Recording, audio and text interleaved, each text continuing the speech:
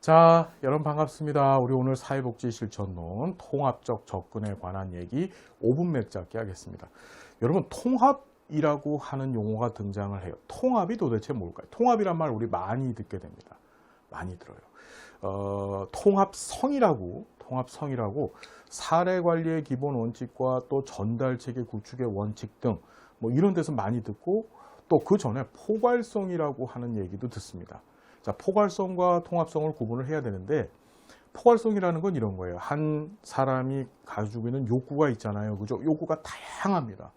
그럼 사회복사는 어떻게 되냐면 그 다양한 욕구에 모두 대응해 줘야 되는 거야. 클라이언트가 지금 배도 아프고 머리도 아프고 그죠?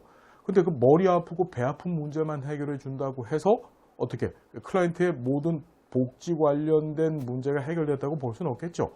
그렇죠. 포괄성이라고 하는 것은 모든 걸 다 충족시켜 줘야 되는데 그러기 위해서 등장한 것이 바로 통합이라고 하는 거예요. 모든 걸 다 충족시켜 주려면 여러분 어떻게 되나요? 자, A라고 하는 기관이 있습니다. A라고 하는 기관은 클라이언트의 배고픈 문제는 해결해 줄 수 있는데 머리 아픈 문제는 해결을 해주지 못하는 거야.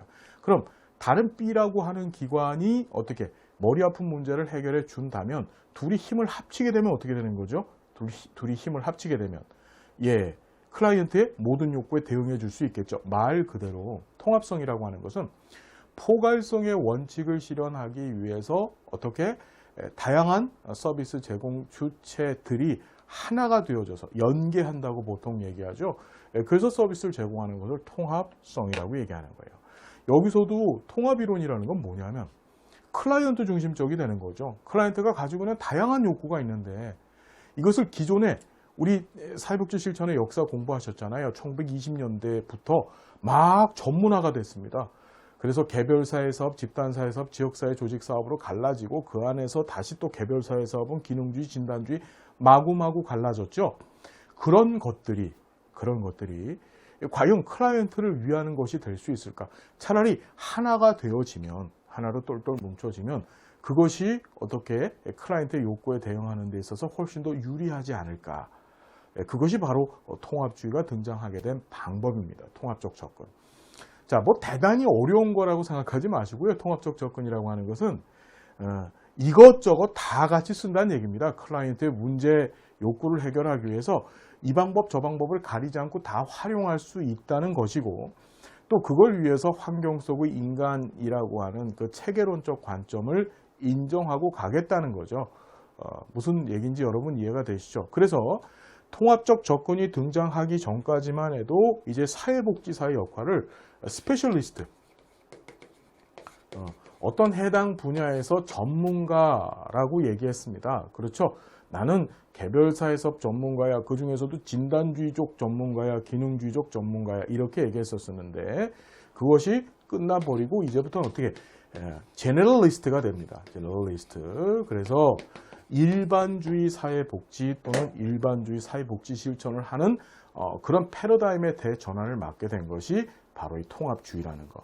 그러니까 통합주의, 통합적 접근이라고 하는 것은 지금도 어떻게 우리 사회복지 실천 현장의 가장 중요한 접근 방법이죠. 우리는 뭐가 되어야 되는 거예요? 제너럴리스트가 되어야 됩니다. 어떤 특정한 개입 방법에 초점을 두고 그것만 실행하려고 하는 것이 아니라 클라이언트의 문제 해결 욕구 충족이라고 하는 궁극적인 목표를 위해서 이것저것 다 같이 갖다 쓸 수 있다는 거예요. 그게 옳다는 거죠.